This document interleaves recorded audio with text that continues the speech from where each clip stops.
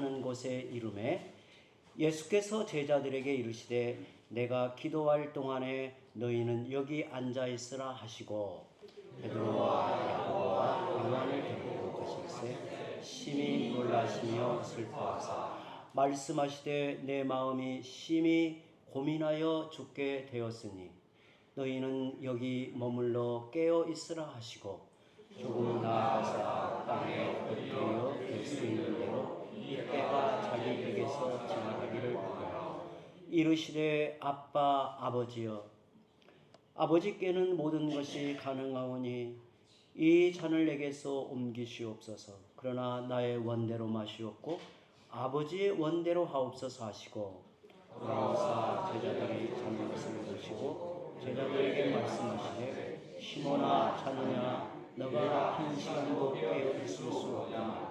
시험에 들지 않게 깨어 있어 기도하라. 마음에는 원이로되 육신이 약하도다 하시고 다시 나아가 다시 오사 보신즉 그들이 자니 이는 그들의 눈이 심히 피곤함이라. 그들이 예수께 무엇으로 대답할 줄을 알지 못하더라. 세 번째 오사 그들에게 이르시되 이제는 자고 쉬라. 그만 되었다. 때가 왔도다. 보라 인자가 죄인의 손에 팔리느니라. 함께 읽습니다. 일어나라 함께 가자. 보라 나를 파는 자가 가까이 왔느니라. 아멘. 이번 여름 가장 무더운 이 시간에 주일과 수요 예배 연이어서 기도에 관한 말씀을 나누며 우리 영혼이 주를 더욱 향할 수 있도록 우리 자신을 점검하고 또 살펴서 하나님께로 더욱 가까이 친밀한 관계로 우리 영성이 회복되어지는 기회로 삼으려고 합니다. 우리가 그간의 기도에 관한 말씀을 많이 나누었고 또 우리가 익히 아는 말씀인데 함께 말씀을 나눌 때 저는 우리 성도들에게 부탁하기를 이 말씀이 오늘 내게 베풀어지는 말씀이라고 생각하고 우리 자신을 하나님 앞에 바로 세우는 은혜의 말씀으로 작용되기를 바랍니다. 마음을 열고요. 주의 은혜를 붙드는 자세로 말씀 앞에 섰으면 좋겠습니다. 예수님은 변화산에 기도하러 가실 때 그리고 겟세마네 동산에 기도하러 가실 때도 제자들을 데리고 가셨습니다. 변화산에서는 호련히 변화된 예수님의 영광체 앞에 제자들이 매우 놀라고 황홀할 정도였습니다. 정말 이 세상에서 경험할 가장 놀라운 그 영광의 세계에서 얼마나 감동이 되었는지 황홀할 정도였습니다. 그런데 겟세마네 동산에서는 깊이 고뇌하며 고통 속에서 절규하시는 그리스도의 모습을 보게 됩니다. 이 모습을 지켜본 제자들은 마음에 두렵고 충격적이었을 것으로 생각을 합니다. 한편에 그 영광의 세계를 보았다면 또 한편에 그야말로 낯선 생소한 충격적인 그리스도를 목격하게 된 거지요. 예수님이 제자들을 데리고 겟세마네 동산에 가신 이유가 뭘까요? 십자가를 앞두고 그 밤에 제자들을 친히 데리고 겟세마네 동산에 가신 이유가 뭘까요? 다가올 고난을 준비하기 위해서 제자들을 데리고 가셨습니다. 십자가 사건은 예수님에게도 상상하기 어려운 고난이지만 제자들에게도 너무나 두려운 일이었습니다. 다가올 환난을 미리 대비하도록 제자들을 친히 데리고 가신 거죠. 얼마나 은혜입니까? 예수님 홀로 겟세마네 동산에 이르러 고뇌하고 하나님 앞에 울부짖어 기도하지 않으시고 그 자리에 제자들을 데리고 가셔서 그 밤을 함께 기도하고자 하신 거죠. 또한 십자가를 앞두신 예수님 곁에서 제자들의 기도가 필요했던 거예요. 비록 제자들, 연약한 제자들이지만 그들의 기도가 예수님에게 필요한 거죠. 제자들이 주님의 고난에 동참하여 기도로 함께할 시간이었습니다. 깨어서 함께 기도함으로 다가올 고난을 준비하도록 예수님은 그들과 함께 겟세마네 동산에 가신 겁니다. 그런데 겟세마네 동산에서 예수님과 제자들이 보인 모습은 매우 대조적이었어요. 아주 대조적입니다. 예수님은 십자가를 앞두고 마음을 다지고 그리고 기도로 승리하셨지만 제자들은 그 자리에서 무참하게 무너지고 맙니다. 제자들의 실패는 곧 기도의 실패라고 마가는 우리에게 전하고 있는 겁니다. 주님은 제자들에게 38절에 이른 대로 시험에 들지 않게 깨어있어 기도하라 그랬습니다. 한번 따라서 해볼까요? 오늘 중요한 말씀이니까 시험에 들지 않게 깨어있어 기도하라. 시험에 들지 않게 깨어있어 기도하라. 저는 우리 성도들이 오늘 말씀을 통해 이 말씀, 짧은 이 말씀을 꼭 기억하고 마음에 새겼으면 좋겠습니다. 시험에 들지 않도록. 우리가 이 땅의 성도의 삶 속에 끊임없이 다가오는 시험에 들지 않게 깨어있어 기도하라는 주의 음성이 우리 마음에 깊이 새겨지길 바랍니다. 잠이 든 제자들을 깨우시고 주님은 거듭하여 기도하라고 하십니다. 그래도 제자들은 정신을 차리지 못해요. 여러분, 이것은 물리적인 육신의 잠을 말하고 있지만 그들이 주 앞에서 십자가 앞에서 어떤 상태였는가를 보여주고 있는 것입니다. 겟세마네라는 지명은 기름을 짜는 틀이라는 뜻입니다. 여러분, 기름을 짜는 거 보셨죠? 기름을 쥐어짜야 기름이 나오는 거죠. 기름을 짜는 틀이라는 의미가 겟세마네라는 그 지명의 의미입니다. 예수님은 지금 마치 기름을 짜듯이 쥐어짜는 고통의 시간을 그 밤에 보내고 있었습니다. 그에 반해 제자들은 무기력한 모습을 보이고 있습니다. 사실 기도하는 자리가 결정적입니다. 성도 여러분, 우리 인생에서 기도하는 자리가 내 인생을 결정짓는다는 것을 기억하셔야 돼요. 기도하는 자리가 내 인생의 결정적입니다. 사탄이 노리는 것도 성도들이 기도하지 못하게 하는 것입니다. 기도하지 못하면 실패로 이어집니다. 성도들이 실패한 대부분 자리에는 기도가 약해져 있다는 거예요. 기도가 사라지면 필연 시험이 따라옵니다. 기도와 시험은 밀접하게 연관되어 있습니다. 기도와 시험은 밀접하게 연관되어 있습니다. 기도에 실패한 제자들은 이후에 혹독한 대가를 치르게 됩니다. 왜 제자들은 깨어서 기도하지 못했을까요? 이와 같은 위급한 순간에, 절박한 상황에 왜 그들은 깨어서 기도하지 못했을까요? 3년 동안 주님과 함께 동행하여 살아왔고 주님에게서 신자, 제자의 삶을 배웠지만 왜 그 자리에서 깨어서 기도하지 못했을까요? 예수님은 이렇게 그들의 상태를 말합니다. 그들의 연약함을 지적하는데요. 마음에는 원이로되 육신이 약하도다 이렇게 말씀합니다. 마음에는 원이로되 육신이 약하도다 이렇게 말씀하십니다. 주님이 제자들을 보시고 안타까운 마음으로 하시는 겁니다. 예수님은 인간의 연약함을 잘 알고 계셨습니다. 오늘 주님이 우리를 보실 때 내가 누구인가? 도대체 나라는 인생이 하나님 앞에 어떠한가를 주님은 잘 알고 계십니다.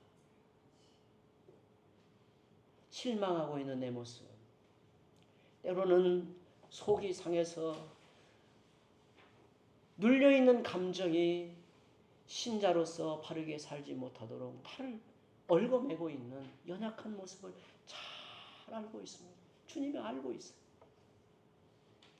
베드로는 주님 앞에서 자신만만했던 인물입니다. 아마도 그는 자신이 이렇게 무기력하게 잠이 들 것이라고 상상하지 못했을 거예요. 더구나 그는 십자가를 앞두고 예수님을 부인하고 도망을 칩니다.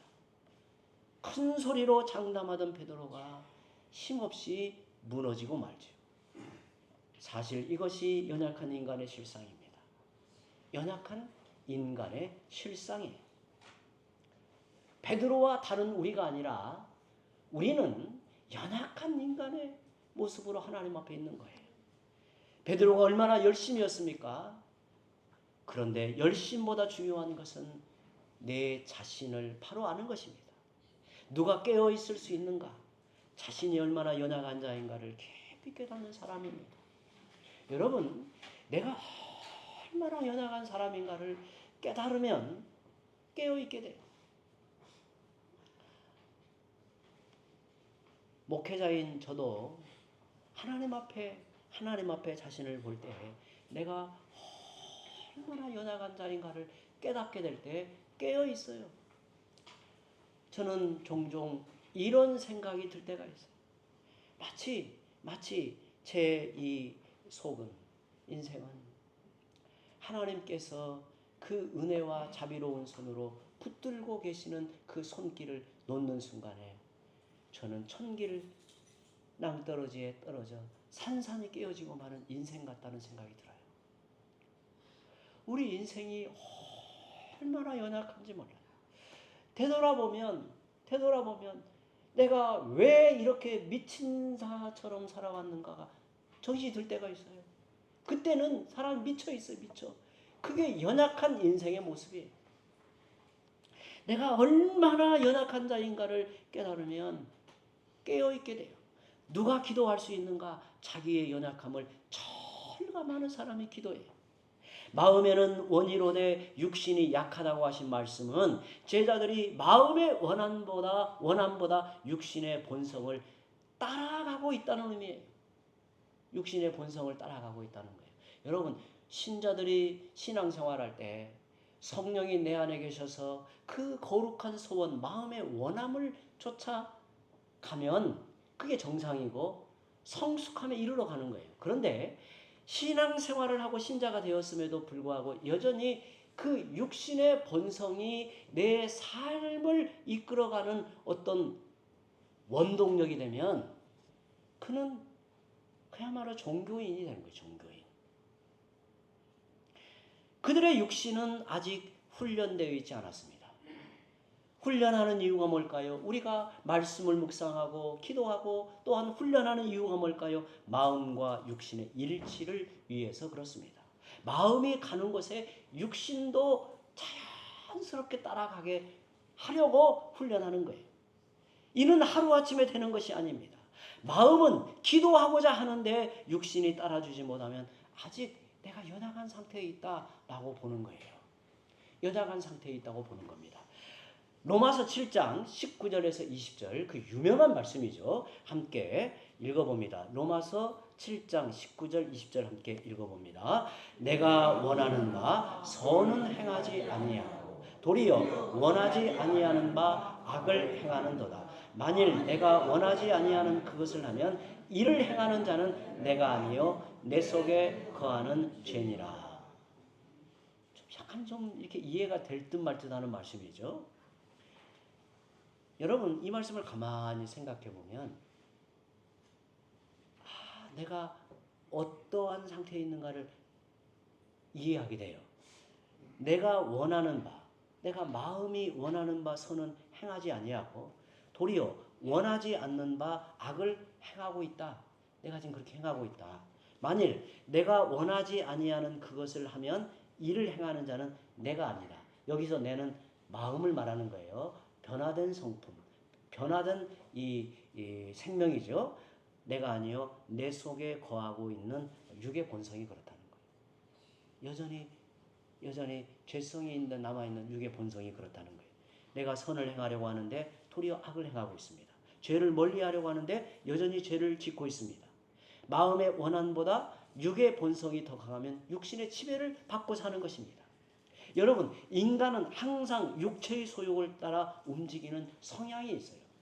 육체의 소욕의 지배를 받으면 육체의 열매를 맺을 수밖에 없습니다.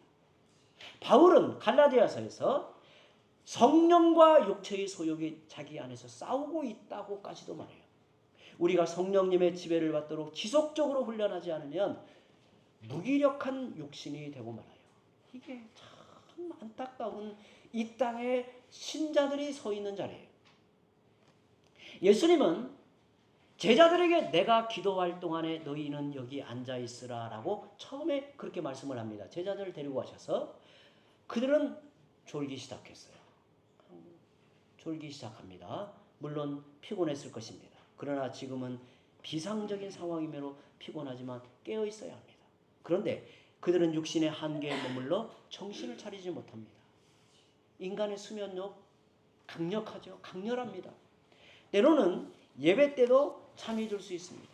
누구나 잠깐 졸 수 있어요. 여러분 예배 때 졸 수 있습니다. 인간은 졸 수가 있어요. 그런데 매 주일 예배 때마다 졸고 있다면 이는 육신의 문제가 아닌 영적인 문제라고 저는 진단합니다. 여러분 어느 날 내가 그러고 있다는 것을 발견하면 어떻게 해야 될까요? 정말 내 심령을 하나님의 말씀과 성령의 강권하시는 능력으로 쳐서 바로 세워야 돼요.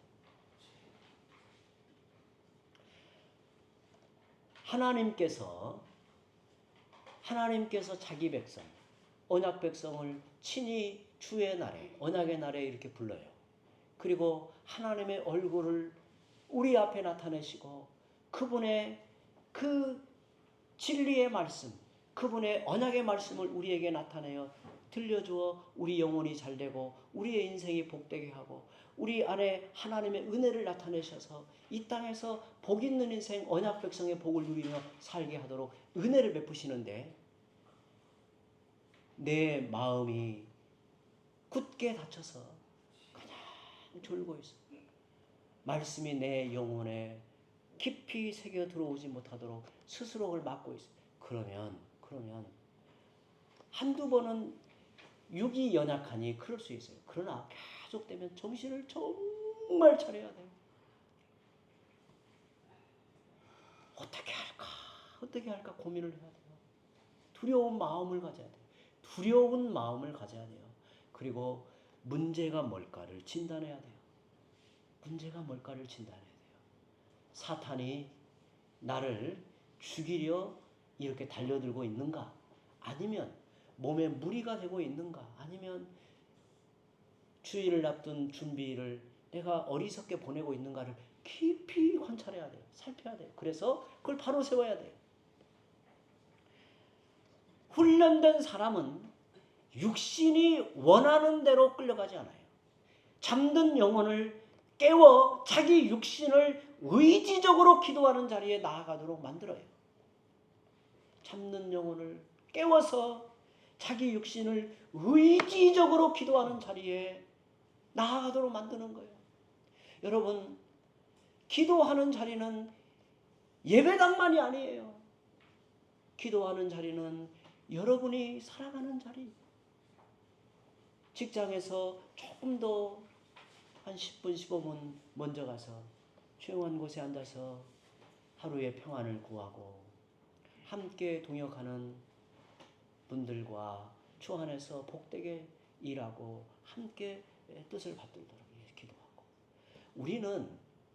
우리가 지난 시간에 보았던 아브라함의 그 언약의 복, 약속이 그리스도를 믿음으로 내게 그대로 언약의 상속자가 되는 거예요. 우리는 복 있는 인생일 뿐만 아니라 복의 역사를 펼쳐가는 사람이고 우리를 통해서 그 하나님의 놀라운 복의 세계를 나타내어 누리게 하는 사람이 오늘 우리가 그래서 우리는 영향력을 끼치는 사람, 영적인 지도자야 다 제사장이라고 말을 해요. 그래서 그들을 위하여 기도하고 복되게 하고 하나님의 은혜를 구하여서 평안 중에 함께 살아가는 거예요. 요즘에 수많은 중독 현상을 보게 됩니다. 중독이 뭘까요? 저는 그냥 쉽게 이렇게 표현하고 싶어요. 자기 몸과 마음이 따로 노는 거. 나는 안 해야겠다고 마음을 먹는데 몸이 안 따라주는 거예요. 연초에 술과 담배를 끊겠다고 작정하는데 실패를 반복합니다. 육신의 만족을 채우는 일에 길들여지면 마음 먹은 대로 되지 않습니다. 마음 먹은 대로 되지 않아요.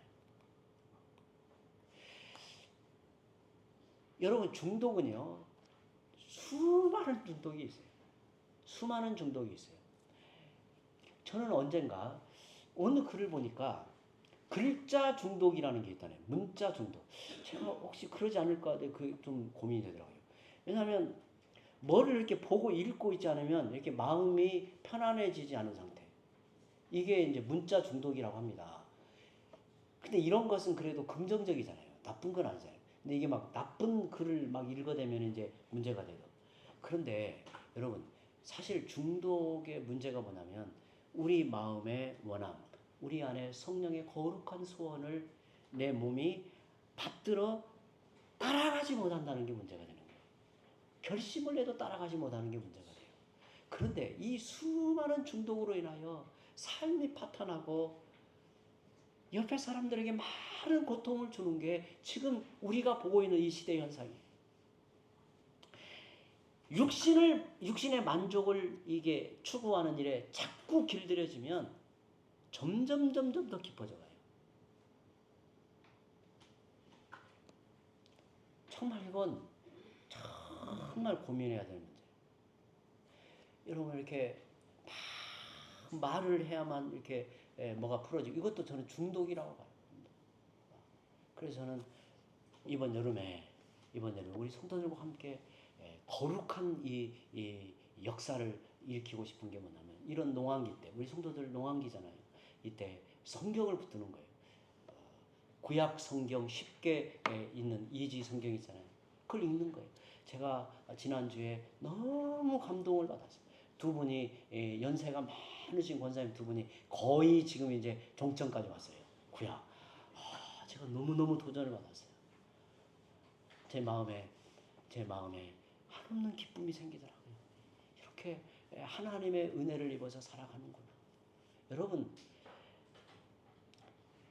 당회가 우리 성도들에게 정말 귀한 선물을 어떻게 하면 드릴까 고민하다가 이 일을 시작한 거예요.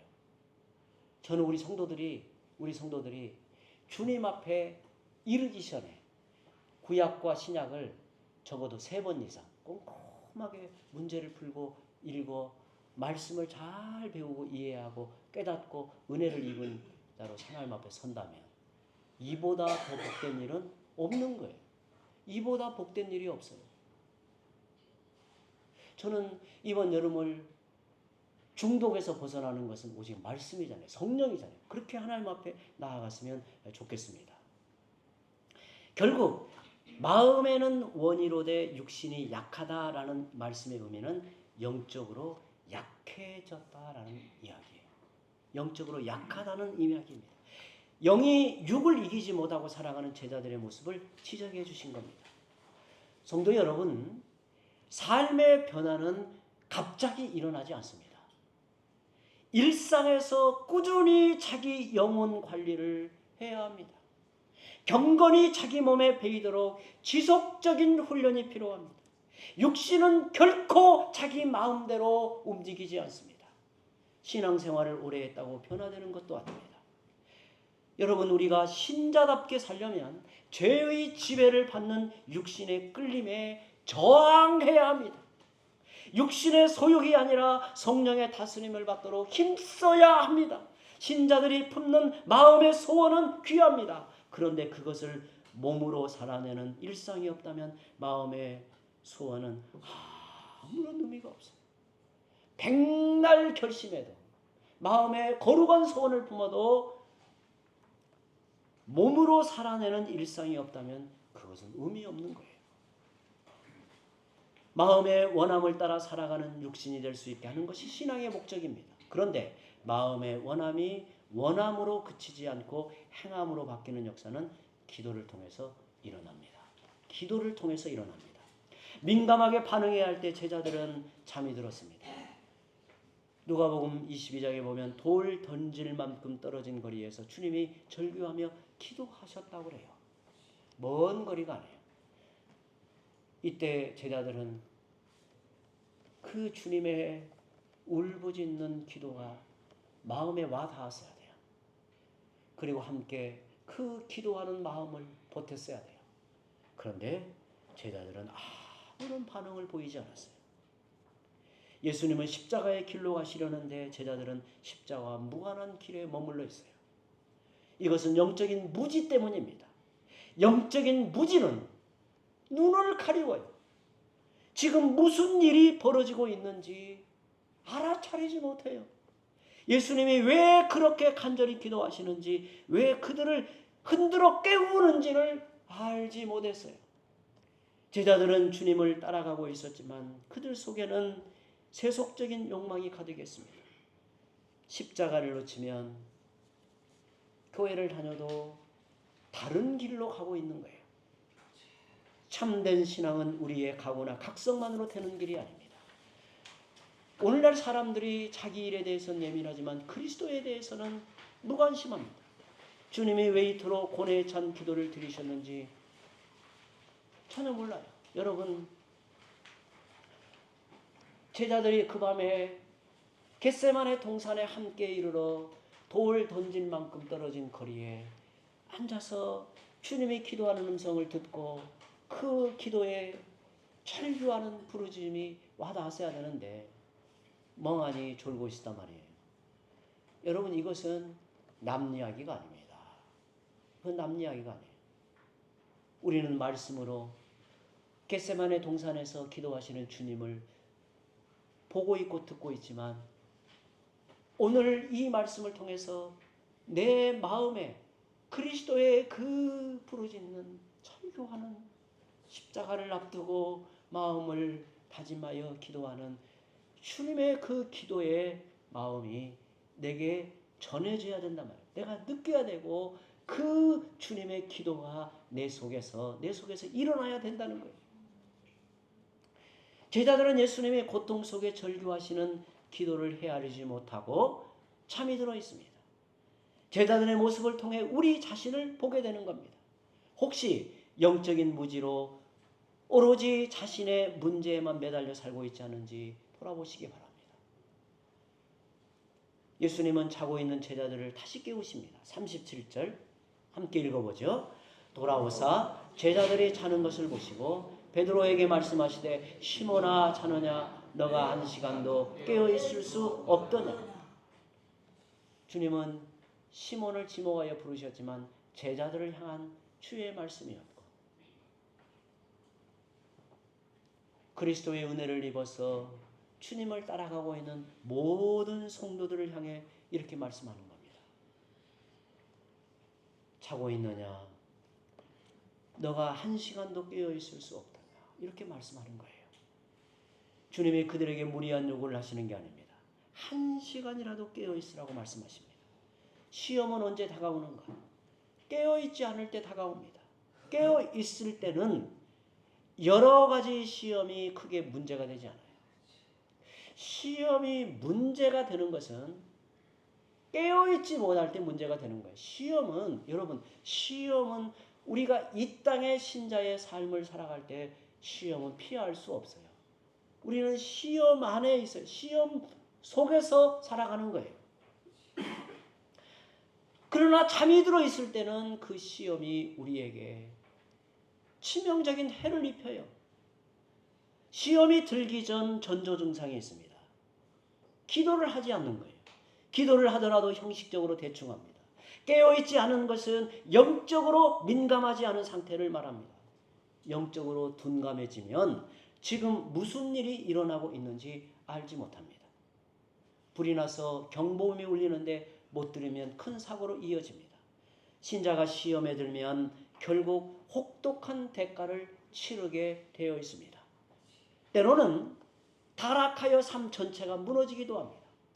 문제가 터지기 전에 기도하라는 겁니다. 이는 겟세마네 동산에서 주님이 우리에게 가르쳐 주시는 핵심적인 메시지가 바로 여기에 있는 거예요. 기도는 사후 처리 방식이 아니에요. 사전에 미리 기도해야 합니다. 사랑하는 성도 여러분, 우리는 부모의 세대로 이제 주님 앞에 이르러 갈 때가 가까울수록 주어진 책임이 있어요. 자녀들을 위해서 깊이 기도하고 권하여 진리 안에 바로 세우고, 우리의 역할과 책임이란 말이에요.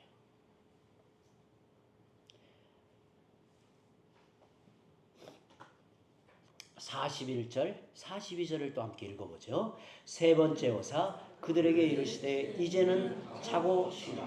그만 되었다. 때가 왔도다. 보라, 인자가 죄인의 손에 팔리느니라. 일어나라, 함께 가자. 보라, 나를 파는 자가 가까이 왔느니라. 아멘. 더 이상 기도하지 못할 때가 이제 다가오는 거죠. 혼란한 상황이 닥치면 기도할 수 없습니다. 상황이 우리를 이제 휘몰아쳐 끌어가기 때문입니다. 문제가 터지고 난 후에는 훨씬 기도하기 어렵습니다. 수습하는 기도가 더 어려워요. 제자들은 기도할 최적의 시점에서 실패하고 말았습니다. 제자들은 기도할 최적의 시점에서 실패하고 말았어요. 여러분, 때로 하나님이 기도하라는 사인을 주실 때가 있습니다. 어떤 문제와 사건이 일어나기 전에 기도의 부담을 내게 주실 때가 있어요. 그때는 우선적으로 기도하는 것이 중요합니다. 깨어서 기도하는 중에 그 시험의 실체가 파악이 돼요. 기도할 때 감당할 수 있는 지혜와 능력을 주십니다.